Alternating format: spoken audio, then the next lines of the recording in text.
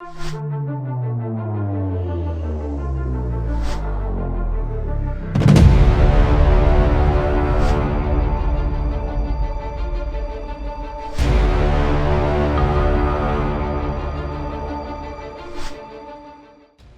nombre quiere decir renovación y es la época de la Reforma Protestante.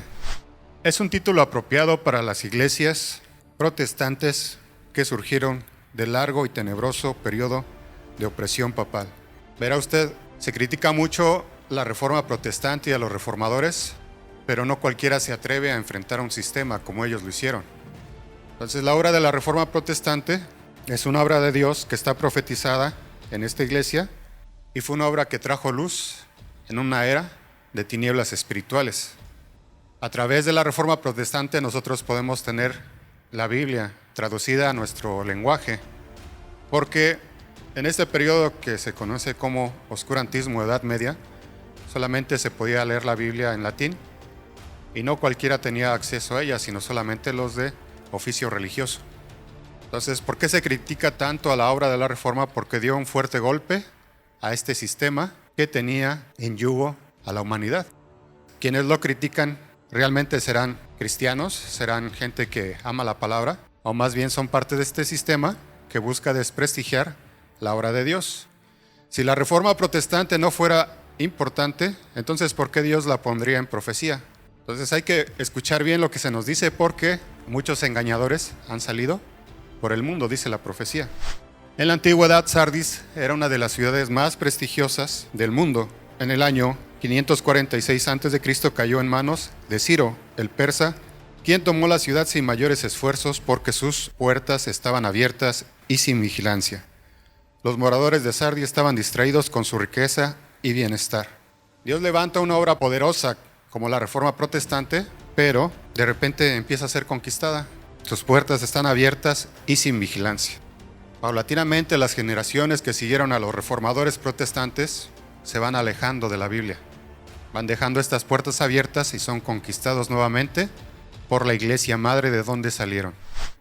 Por eso es que usted puede ver que a través del movimiento ecuménico están regresando a Roma, cuando los reformadores salieron, escuchando la voz del Espíritu Santo cuando dijo: en profecía salí de ella, pueblo mío.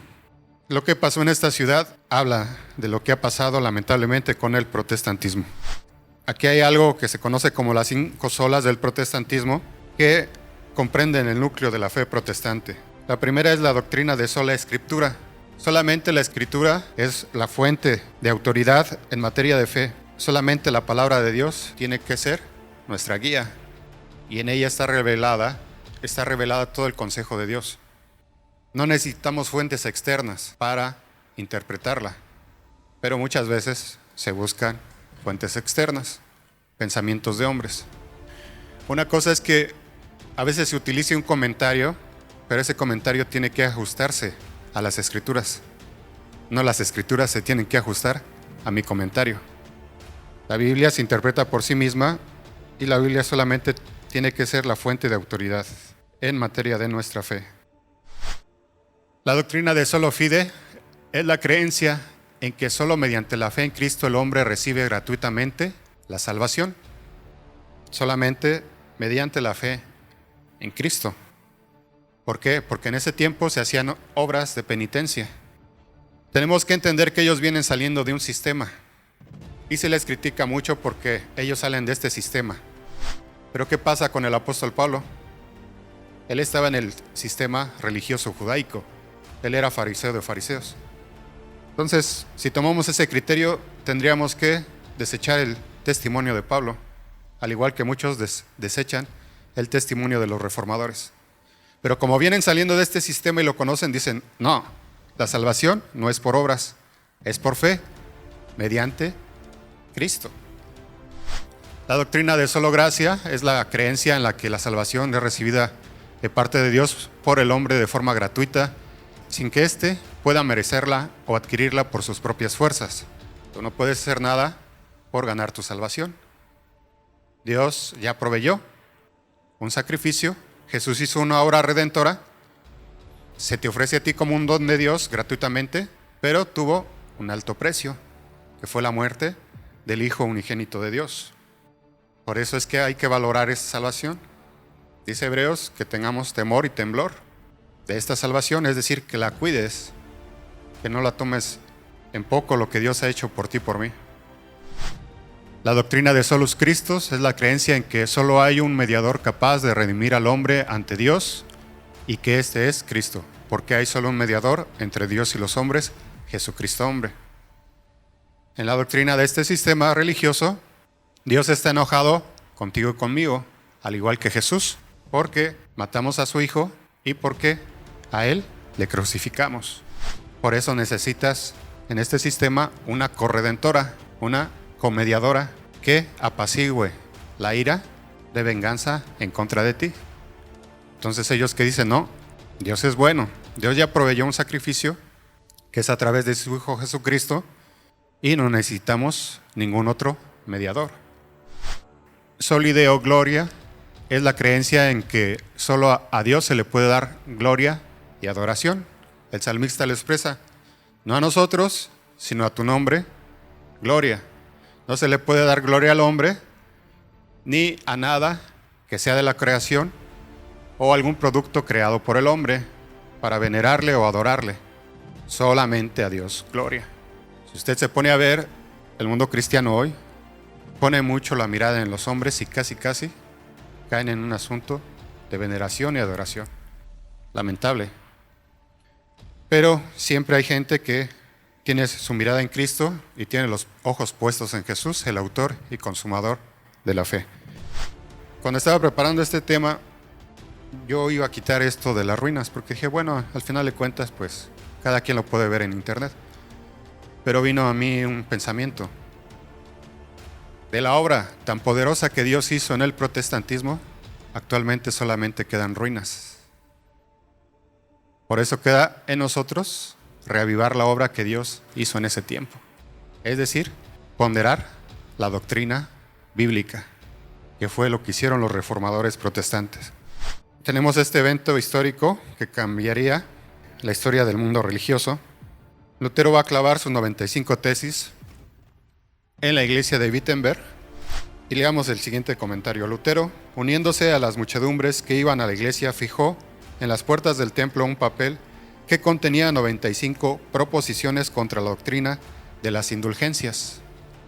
Como se estaba construyendo la Basílica de San Pedro, Roma necesitaba dinero para esa construcción. Se le ocurrió al Papa la brillante idea de vender indulgencias que perdonaran los pecados, blasfemias en contra de Dios, porque el único que puede perdonar pecados es Dios. Y vendían las indulgencias. Si tú querías pecar, comprabas tu indulgencia y tenías la remisión de tu pecado. Entonces eso indignó a Lutero, quien era doctor en teología, era un profesor de la universidad, era una gente que si bien salió de este sistema, pero una gente piadosa que amaba a Dios. No cualquiera se interesaba por los escritos, sino solamente los de oficio religioso, los estudiantes. Entonces, cuando él pone esas tesis, él dice, yo estoy dispuesto a defenderlas. ¿Qué creen que pasó? Que sus estudiantes comenzaron a transcribirla al idioma alemán y las empezaron a distribuir entre el pueblo. Y aquí se encendió una llamarada que ya no se pudo apagar. Y empezó en forma lo que se conoce como Reforma Protestante. Jesús dijo lo siguiente, pero antes de todas estas cosas, os echarán mano y os perseguirán, y os entregarán a las sinagogas y a las cárceles, y seréis llevados ante reyes y ante gobernadores por causa de mi nombre, y esto será ocasión para dar testimonio. Lutero se va a presentar ante esta dieta de Worms, donde van a ir todos los dignatarios del imperio, y va a exponer el por qué está en contra de esas indulgencias. Y Roma trata obviamente de que él sea acallado, y obviamente pues querían la vida de Lutero. Y ahí estuvo el recién estrenado emperador Carlos V, todos sus dignatarios, y fue un evento que tal vez es donde más personas de alto rango han estado para escuchar el mensaje de salvación. Cosas muy importantes sucedieron en esta época en la cual las palabras de Lutero y de muchos reformadores dividieron a Europa entre católicos y protestantes. Como alguien me decía una vez, nosotros no somos protestantes. Pero bueno, entonces ellos no eran cristianos, ¿o cómo? Cuando ellos están regresando a la Escritura, quieren llamarse evangélicos. Pero Roma les dice, tú eres un protestante. Y entonces ellos se van al origen de esta palabra. Protestante viene del latín protestari, que quiere decir el que da testimonio de la verdad. Por eso es que a mí me gusta decir que nosotros como cristianos, como discípulos de Jesús, deberíamos de ser una iglesia más protestante. Una iglesia que da testimonio de la verdad. ¿Qué verdad? La bíblica. Una obra poderosa que Dios hizo.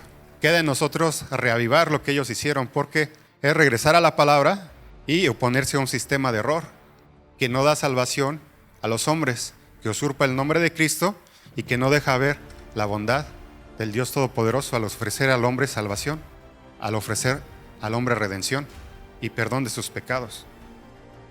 Por eso Dios lo deja registrado en profecía todo lo que iba a hacer con ellos. Escribe al ángel de la iglesia en Sardis, el que tiene los 7 espíritus de Dios y las 7 estrellas, dice esto: yo conozco tus obras, que tienes nombre de que vives y estás muerto. Las siguientes generaciones de los protestantes toman la estafeta de ellos, van alejándose de la palabra, se van uniendo al Estado y van haciendo compromisos con Roma. Porque si después de tantas guerras y tantas muertes, entonces tú ya no quieres tanto eso. Voy a sacrificar la doctrina para que estemos en paz. Eso fue lo que lamentablemente fue pasando. Tienes nombre de que vives y estás muerto. El protestantismo tiene nombre de que vive, pero lamentablemente en la actualidad está muerto. Sin embargo, Dios siempre tiene un remanente dentro de estas iglesias. Pero les tiene que ser anunciado el mensaje del Evangelio eterno. Y tienen que escuchar nuevamente la voz de decir, pueblo mío, salir de ella. Y unirse con los que de verdaderamente quieren seguir a Dios, honrarlo conforme a su palabra y anunciar el último mensaje que Dios tiene para esta humanidad. Sé vigilante y afirma las otras cosas que están para morir, porque no ha hallado tus obras perfectas delante de Dios. Hubo una cosa en que la reforma protestante pudo haber triunfado, pero no se hizo esto.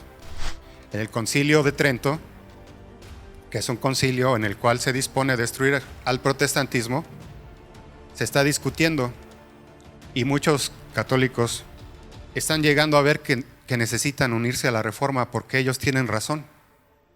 Todo lo que están diciendo está conforme a las Escrituras. Pero se levantó el cardenal de Reggio y dijo, si los protestantes, como afirman, que están tomando como autoridad solamente las Escrituras, entonces no deberían de tener y guardar la autoridad nuestra, la de Roma. Dice, porque ellos guardan el día domingo, cuando la Escritura dice que se tiene que guardar el sábado o el séptimo día. Ahí falló la reforma. Pero tenemos que entender esto y ser justos con ellos. Ellos estuvieron lidiando con muchas cosas que ya vimos en las 5 solas. ¿A quién le correspondía continuar esa obra? A la siguiente generación, ¿verdad?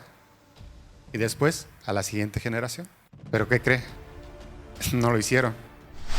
En la declaración de Augsburgo quedó registrado por ellos que ellos sabían y señalaban a Roma que había cambiado la solemnidad del 4º mandamiento, pasando esta del día sábado al domingo. Si las generaciones posteriores de ellos no lo hicieron, ¿a quién toca entonces anunciar esta verdad? A nosotros. Por eso es que en Apocalipsis 12 dice que Dios tiene un remanente final o un remanente fiel, el cual guarda los mandamientos y tiene el testimonio de Jesús.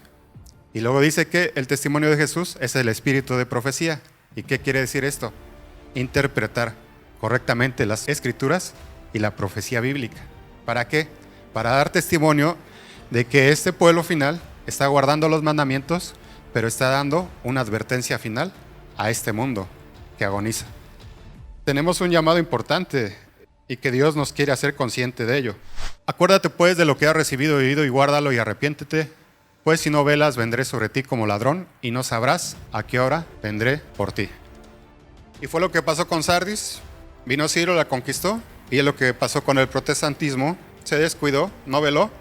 Y otra vez Roma le ha conquistado. Pero tienes unas pocas personas en Sardis que no han manchado sus vestiduras y andarán conmigo en vestiduras blancas porque son dignas. Dios siempre tiene un remanente. El que venciere será vestido de vestiduras blancas y no borraré su nombre del libro de la vida y confesaré su nombre delante de mi Padre y delante de sus ángeles. Y no borraré su nombre del libro de la vida. Entonces, la salvación no se pierde. El que se pierde es uno. La salvación te la da Dios como un don que tú aceptas, pero también decides con tus acciones rechazarlo. El que tiene oídos, oiga lo que el Espíritu dice a las iglesias.